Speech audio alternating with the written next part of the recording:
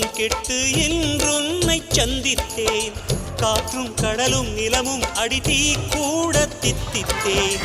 மாணிக்கத்தேரே உனை மலர் கொண்டு பூசித்தேன். என்னை நான் கேள்வி இது நிஜம்தானா சோதித்தேன். இது போதுமே இது போதுமே இனி என் கால்கள் வான் போகுமே. என்ன அழகு எத்தனை அழகு கோடி மலர் கொட்டிய அழகு இன்றெந்தன் கை சேர்ந்ததே.